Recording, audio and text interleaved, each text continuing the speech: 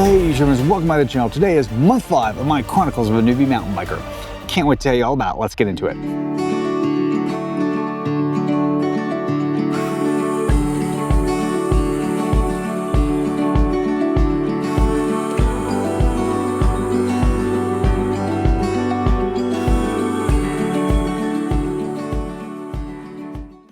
Last month was a rough month for me, but this month got a heck of a lot better. I'm gonna talk to you about the lessons I learned along the trail. Lesson 1, the mental game gets worse before it gets better. I gotta admit, after riding Rothrock State Forest and feeling like I was nearly gonna die from being in the middle of nowhere, dehydrated, in heat, not having the best sense of direction, and worried I wasn't gonna make it back without having to call in emergency assistance, scared the bejesus out of me. But after plenty of time to analyze, that fear gave way to a healthy respect. And that's where I think you want to be. Look, we're out there doing a pretty high risk activity, particularly me, who a lot of time rides alone. So that definitely gave me a scary experience. But it also taught me to have a healthy respect for those IMBA Epic Black certified trails, not rush myself, and realize that I had to find my own flow, and that I really prefer beautiful terrain over challenging terrain. And that's okay. That's who I am as a biker. That's who I want to be. That's what makes me happy. That's who I should be. Such a realizing it's about riding beautiful trails and fun downhill parks while still having a healthy respect for the natural environment and the natural challenges that come with mountain biking. I'm feeling much better, and every little win builds confidence. Lesson number 2, sometimes you need to break to move on. After Rothrock, even after riding Algrippus, I retreated to my Basecamp 1000 Trails in Hershey, Pennsylvania. If you're not familiar with my Basecamp 1000 Trail strategy, watch my video here, but Basecamp 1000 Trails is what allows me to basically camp around this great country of ours incredibly cheap, almost free, for less than $10 a night, in some amazing locations, amazing parks. Use my referral link below if you want more information. But after Rothrock, I just needed a serious break, so I retreated to our park in Hershey to regroup and refocus. And I'll be honest with you, that break was the only reason I kept going. Because after Rothrock, I was pretty terrified. And I felt like I had really failed. And I had failed in a way that could have cost me my life. Or at least a lot of embarrassment and a lot of using resources like emergency assistance that I really don't want to use. So taking that break really helped me refocus and to reprioritize and realize that I was perfectly happy riding fun, flowy downhill trails, and I just didn't need to keep pushing myself.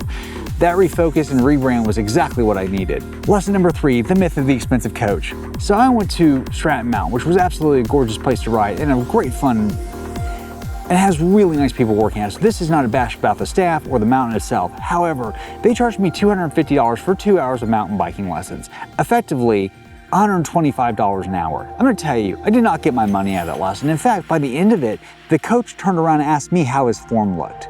Really? You're asking me? I'm paying you $125 an hour for a mountain biking lesson, and you're asking me how your form looks?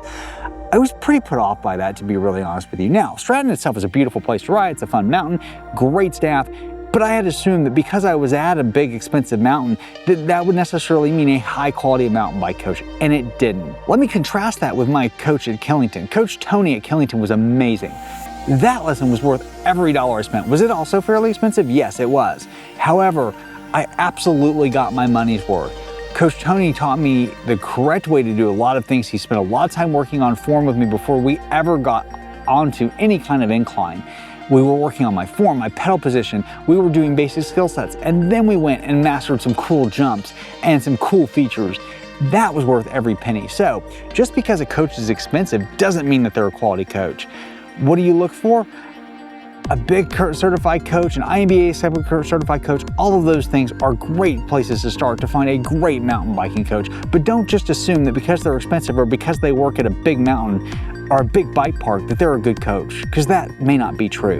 Hey, if you're enjoying this content, please hit that like and subscribe button, turn on notifications, and drop us a line in the comments, because it lets the YouTube algorithm know that this is great content and helps promote the channel to other folks. All right, on with the video. Lesson number 4, don't be a hero. So, I took a hard fall at Stratton Mountain on a black technical trail that I probably shouldn't have been on, if I'm being honest, thanks to that guided experience, because he said he was a mountain bike coach, but he was really a guide, a point he actually clarified at one point while he was charging me $250. Anywho, you can see I'm a little resentful about this. The truth is, I pushed my technical ability because that would have meant I rode basically every trail on the mountain. And so I was pushing my ability far past what it should have been. After Rothrock, you think I would have known better. However, my ego got the better of me and I kept pushing. So I was fine. Oddly, my hand pulverized, which is not something I anticipated, and it just hurt for about 5 days, but ultimately it was fine. Nevertheless, I learned, don't be a hero, accept where you are, something I have a really hard time doing. But it's good advice. Hopefully I'll learn to actually follow my own advice on this point. Lesson 5, use your safety equipment. As a ski instructor, I know that falling is part of the sport, and learning necessarily involves falling, because the truth is you're not pushing your boundaries, you're not getting any better unless you're occasionally falling.